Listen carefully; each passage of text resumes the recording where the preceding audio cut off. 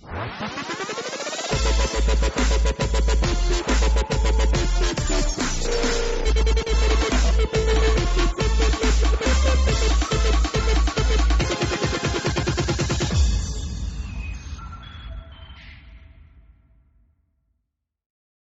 salut tout le monde, c'est Petit Ninja. Aujourd'hui on se retrouve pour une nouvelle vidéo.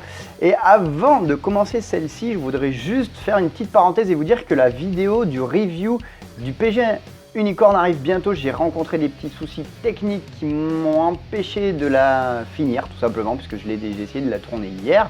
Et du coup ça va prendre un peu plus de temps. Je sais que ça fait un moment que vous l'attendez, je sais que ça fait un moment que je n'ai pas publié de vidéo. Mais vous inquiétez pas, elle arrive, mais je veux juste qu'elle soit bien tournée. Déjà que j'ai galéré, alors j'ai pas envie que ça soit non plus catastrophique.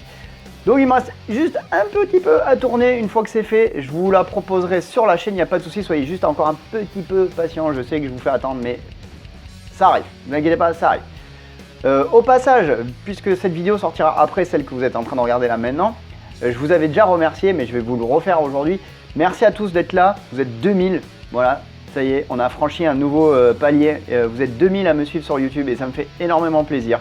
Donc je tenais vraiment à vous remercier. Voilà, merci beaucoup et bienvenue au nouveau.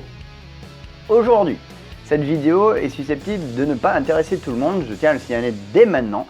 Mais j'avais envie, ça me tenait à cœur depuis un moment, de vous refaire certaines vidéos que j'ai déjà tournées il y a plus de 4 ans maintenant. Enfin 4 ans, parce qu'on va arriver aux 4 ans de la chaîne. Et il s'agit du matos de base pour commencer à faire du gunpla. Donc j'ai pris cette initiative puisque au début mes vidéos, je commençais, elles n'étaient pas forcément aussi qualitatives que maintenant, hein. Bien que mes vidéos ne soient pas parfaites, hein, je ne dis pas ça, attention. Mais juste, je voulais vous refaire en fait une sorte de série 2.0 de qu'est-ce qu'il faut pour commencer le gunpla. Et c'est ce qu'on va voir aujourd'hui. Donc je ne vous en voudrais pas à ceux qui ont l'habitude et qui connaissent déjà ce qu'il faut de ne pas rester et d'arrêter la vidéo maintenant. Je vous fais des bisous, je vous dis à bientôt et vous inquiétez pas, la review arrive bientôt. Pour les autres, pour les petits nouveaux à qui j'ai déjà souhaité la bienvenue, merci d'être là aujourd'hui. Et aujourd'hui on va donc voir ce qu'il vous faut pour réaliser le montage de votre kit. Et je précise bien, ça sera que le montage que l'on verra dans cette vidéo. Donc pour commencer, l'idéal quand vous allez vouloir faire votre montage, c'est d'avoir ceci. Donc voilà, on ne me voit plus, c'est pas grave. Je mettrai des photos aussi dans la vidéo pour décrire ce que je vous présente. Ceci est une table de découpe. Celle-ci va vous servir à protéger le support sur lequel vous allez travailler. Parce que des fois, on va utiliser des produits comme de la peinture, des marqueurs ou tout simplement un cutter. Et donc, pour éviter d'endommager son bureau ou sa table, le mieux, c'est d'avoir une table de découpe. Celle-ci que vous avez vue est vraiment faite pour ça. C'est-à-dire que je l'ai acheté dans un magasin Cultura. Vous en avez dans les magasins de maquettes. Le mieux, c'est de trouver la moins chère que vous allez pouvoir vous procurer. Ça ne sert à rien de mettre des 100 et des 1000. Vous avez différents formats. Vous avez du A4 et plus grand aussi. Il me semble que la mienne, c'est du A3 si je ne dis pas de bêtises. Donc vous avez différents formats. Pas besoin forcément que ça soit une table spéciale maquette. Vous voyez, moi je l'ai acheté à Cultura, donc ça fera le même effet. Mais il vous faut ce support de base là. Si jamais vous n'avez pas forcément trop les moyens, vous pouvez utiliser un bout de carton, ça fera le même effet, sauf que ça durera moins longtemps bien entendu. Ensuite, il vous faudra une pince à plastique, donc il en existe de différentes sortes. Voilà, là c'est les 3 que moi je possède, je vous mettrai les photos de toute façon dans la vidéo. Une pince à plastique, pourquoi? Parce que votre maquette, il va falloir la dégrapper, c'est-à-dire que les pièces sont présentes sur des grappes. Vous avez donc une photo à l'écran d'une grappe. Pour retirer les pièces, il vous faudra utiliser donc ce genre d'outil, donc une pince coupante qui va permettre de retirer la pièce de la grappe en coupant bien proprement. Ce qu'il faut savoir, c'est que le plastique que l'on utilise dans la maquette est souvent du polystyrène, du PS, et ce plastique-là a tendance à être facilement stressable, entre guillemets, ce qui veut dire qu'il a tendance à blanchir ou à casser. Donc le fait d'avoir une pince coupante va permettre de retirer ça plus proprement. Si vraiment vous ne pouvez pas vous procurer une pince, vous en avez à tous les prix, vous en avez aux alentours d'une dizaine d'euros et plus en fonction des modèles et des gammes que vous souhaitez avoir. Pour débuter, mettez pas plus de 10-15 balles, ça sert à rien. Si vous pouvez même avoir moins cher, n'hésitez pas à prendre moins cher. Et si vraiment vous ne pouvez pas vous procurer une pince coupante à plastique, un coupon peut faire l'affaire. C'est pas l'idéal parce que c'est légèrement courbé, mais ça peut faire l'affaire en attendant. Ensuite, concernant toujours tout ce qui est objet coupant, nous avons ici un petit X-Acto ou cutter, peu importe comment vous le nommez. Cet X-Acto là, ça va vous servir à faire quelques petites finitions, à couper un ergot un peu plus près.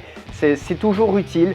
c'est pas ce que je vous conseillerais dans l'immédiat pour faire la finition de votre pièce, mais il faut en avoir un, c'est important, c'est utile. Pour la finition, en revanche, ce que je vous conseillerais, c'est d'acheter soit un petit set de lime comme ça, je vous montrerai des photos un peu pour illustrer un peu la vidéo, voilà, de ce genre d'objet, donc des limes à plastique, bien entendu, hein, parce que sinon ça va être trop agressif. La lime, elle va vous permettre d'enlever le plus gros restant d'ergot, on va dire, sur la pièce, sans trop prendre de temps ou frotter comme un âne avec ce qu'on appelle du papier abrasif, qu'on verra juste après. Donc la lime va vous permettre donc de faire la finition. Attention, ça agresse quand même pas mal le plastique, donc c'est vraiment pour enlever beaucoup de matière. Donc c'est par exemple si vous reste vraiment un boubou assez conséquent d'ergot, vous allez commencer à le retirer comme ça. Dès que vous arrivez quasiment à fleur de la pièce, hein, si je puis dire, là il faudra partir sur du papier abrasif. Si vous ne voulez pas de lame ou que ça coûte trop cher ou que vous ne vous sentez pas à l'aise avec, nous avons aussi ce que je vous disais tout à l'heure, du papier abrasif. Voilà, c'est ça le papier abrasif. Donc vous en avez de toutes sortes, ça c'est du Tamiya, mais vous pouvez aussi vous procurer ce genre de papier là, en feuilles comme ça, comme vous le voyez là, dans des magasins de bricolage. Les grandes surfaces, je ne suis pas sûr qu'ils en proposent, mais au moins dans les magasins de bricolage ou de maquettisme d'ailleurs, ça peut coûter souvent moins cher parce que c'est un produit comme celui-là, officiel Tamiya, va être un peu plus cher. Le mieux, c'est de prendre plusieurs grammages. Attention, en fonction du grammage, la finition ne sera pas la même. Enfin, je dirais pas la finition, mais le degré d'abrasion ne sera pas le même. Et c'est là qu'il faut faire attention. Plus le chiffre est élevé, plus l'indice est élevé au niveau du grammage, moins celui-ci est agressif. Donc si vous prenez du papier 400, ça va être très agressif, très abrasif. Si vous prenez du 1000, ça va être plutôt pour la finition, ça va être très fin, donc c'est ce qui va permettre de lisser. Donc moi, ce que je vous conseille, c'est d'avoir du 400, du 600 et du 1000. Le 400, c'est le gros, c'est un peu l'équivalent de la lime, mais avec du papier, donc c'est ça qui va vraiment enlever beaucoup de matière. Le 600 va venir lisser un peu plus, et le 1000, c'est vraiment la finition, c'est vraiment pour avoir un rendu homogène et très lisse de votre pièce. Mais c'est important de l'avoir si vous voulez avoir un kit propre. Et on ne parle pas de peinture, on ne parle pas d'amélioration, on parle vraiment de monter son kit, de faire vraiment un no paint et de l'exposer tel quel, monté une fois sorti de la boîte. Procurez-vous des limes et du papier abrasif ou l'un ou l'autre, sachant que la lime va laisser quand même pas mal de traces, il vous faudra quand même du papier très fin pour la finition. Mais si jamais vous n'êtes pas à l'aise, je vous le rappelle encore une fois, le papier abrasif suffira largement. Effectivement, mon cher Hobby Ninja, mais pas que, il y a aussi les éponges abrasives. Alors, j'en ai tout un tas ici. J'ai de la Tamiya, de la pas Tamiya, au final c'est la même chose. En général c'est 3M qui les fabrique. Alors une éponge abrasive, qu'est-ce que c'est? Ça se présente sous cette forme là, c'est un petit rectangle, un côté tout doux, un marqué ultra fine et un côté râpeux en fonction du grain que vous avez choisi. Donc j'ai de la super fine, j'ai de la super fine, j'ai encore de la super fine et de la ultra fine. Oui, j'ai un bel accent anglais. Donc l'éponge abrasive, l'intérêt de la chose, c'est que vous faites des petites sections et avec ça vous allez venir poncer en fait des pièces qui sont arrondies. Quand vous venez appuyer, voilà, ça épouse la forme. Alors je sais pas si on le voit super bien, mais ça vous donnera une idée. Allez, bisous les copains, à bientôt, c'était Rémi Plamo Corner pour un petit featuring avec Hobby Ninja TV. Ensuite, on parle de ponçage, un outil indispensable, la brosse à dents. Parce que en fait, quand vous allez poncer, ça fait quand même pas mal de poussière et de résidus. Le mieux, c'est quand même de mouiller votre papier abrasif. Comme ça, vous n'allez pas respirer la poussière que vous allez dégager. Et celui-ci sera plus, va être plus durable en fait, tout simplement. Parce que le fait de le mouiller, ça abîme moins bien. Mais ça laisse quand même des résidus sur vos pièces. Donc vous prenez une brosse à dents usagée, vous allez venir frotter vos pièces avec, ça va vous permettre d'enlever tous ces résidus là. Donc ça c'est super pratique. Ça vous permettra aussi de nettoyer vos grappes avant le montage, puisque avant le montage il est quand même conseillé de nettoyer ces grappes puisqu'il y a des résidus de démoulage qui sont gras dessus, qui vont faire que la peinture ne va pas forcément bien adhérer. Donc n'hésitez pas à venir frotter avec un peu d'eau et d'eau savonneuse avec une brosse à dents, ça leur fera pas de mal à vos pièces. Ensuite, chose importante, il vous faudra une pince comme ça, une petite pince fine qui va vous permettre d'attraper des pièces très petites et entre autres de déposer les stickers sur vos kits. Donc c'est important, il vous en faut une aussi, ça fait vraiment partie de la base pour commencer à faire du montage.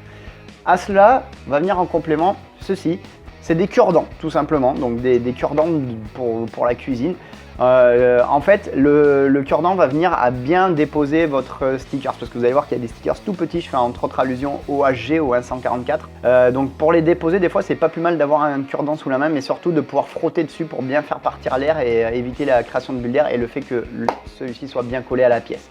Voilà. Donc là, je vais vous mettre une photo récapitulative du matos de base pour le montage d'un kit. Et je précise bien, c'est uniquement pour le montage. C'est-à-dire que vous allez prendre vos grappes, vous allez prendre les pièces, vous allez assembler votre kit et vous allez poser le kit ensuite sur votre étagère. Voilà.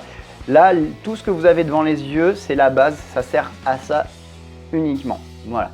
Si vous voulez faire plus, comme du no paint amélioré ou de la peinture, ça sera l'objet d'une prochaine vidéo, les amis. Voilà, et bien écoutez, j'espère que ça aura été clair, que ça vous aura plu, que ça vous aura aidé, surtout si vous êtes débutant.